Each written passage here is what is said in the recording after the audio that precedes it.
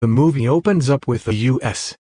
President announced to the nation that his administration is doing everything possible to ensure that their way of life continues. He assures that the priority is to ensure the safety of all American citizens. It is then revealed that a biochemical weapons-related disaster has wiped out the majority of humanity and rendered the air unbreathable. Due to this, the United States government seems to have hastily constructed a few makeshift underground bunkers. Some scientists are kept in cryogenic sleep until and unless the air is no longer toxic. Each bunker is maintained by a couple of workers who are awakened for 2 hours every 6 months. In the next scene, we are introduced to two workers at one such facility named Bauer and Cartwright. Bauer wakes up from his slumber and glides out of his pod, feeling nauseous. Being an engineer by profession, he begins to examine some computer displays before his co-worker, Cartwright, awakens. Following this, the two go about their normal lists of tasks. During one wake cycle, they inspect the air quality above and note that it is still toxic. They also notice that the workers from other facilities have already checked in. However, communication between facilities does not appear to be feasible. Cartwright examines photographs of his friends and family before Bauer reminds him that they are all deceased. Bauer then hands him some data to examine, only to discover that there has been seismic activity. As a result, they go to check on the other sleepers to make sure everything is okay. Amid this, Cartwright looks at a photograph of his wife, Abby, and hallucinates that she is beside him. This vision of his wife prompts him to talk to her, but Bauer is not pleased with this distraction. Cartwright believes that the sleepers are still alive and that they are the future of humanity. He has even developed a formula to determine how long they should remain in their sleep.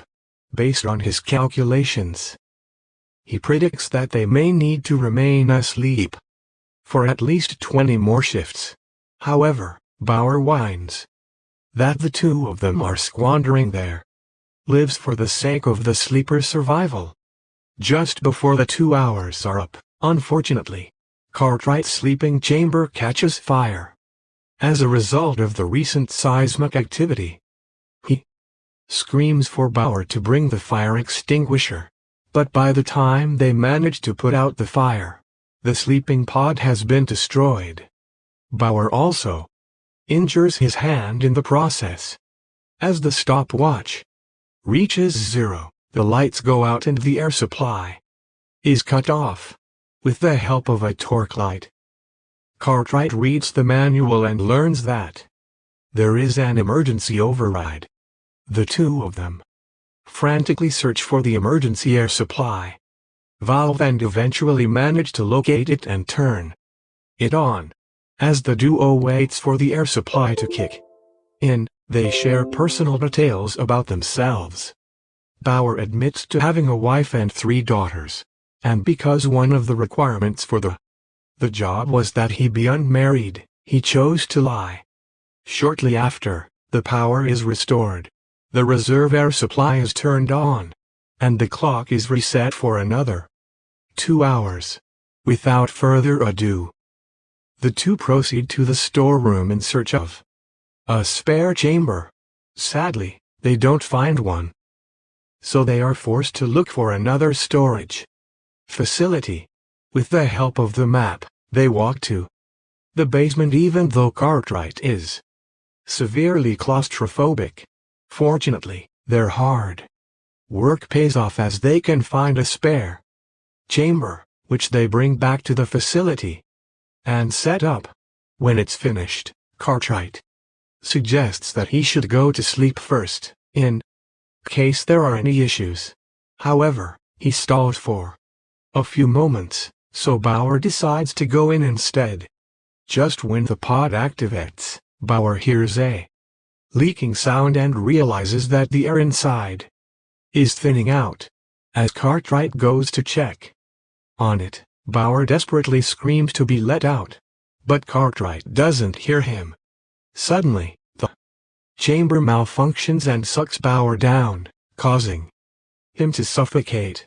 He is about to die a painful death when Cartwright arrives in the nick of time and frees him by cutting him loose.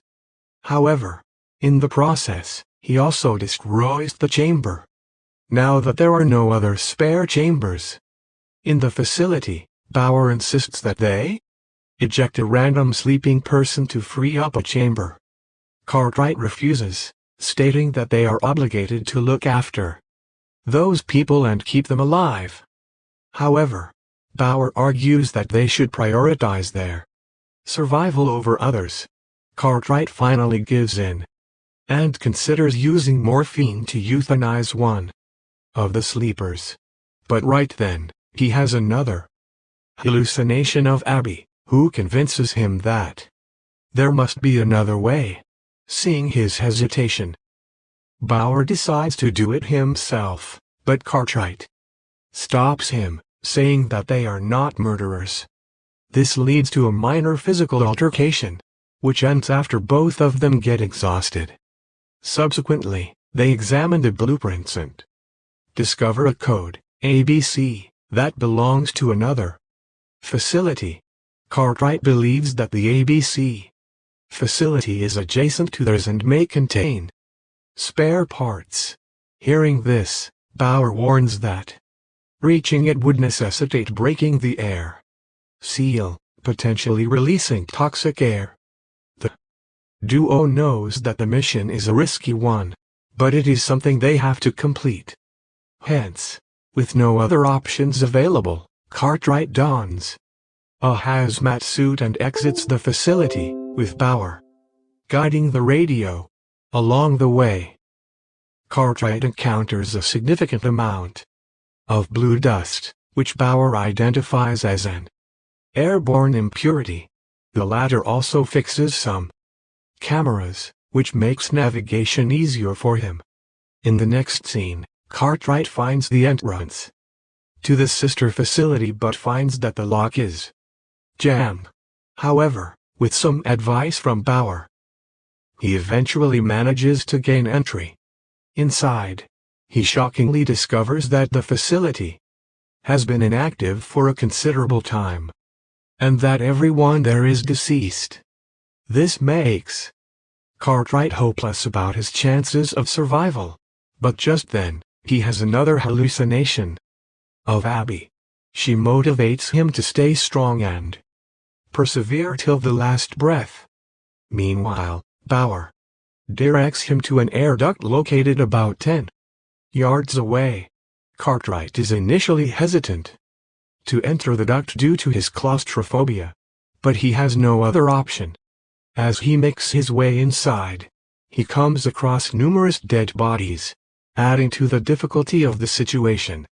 The radio signal also begins to weaken as he proceeds further, so Bauer attempts to boost it up.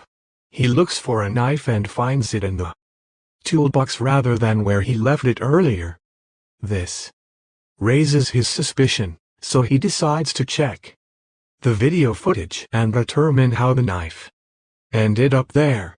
After reviewing the footage, he shockingly discovers that Cartwright was standing next to him the entire time when he was close to suffocating in the spare chamber.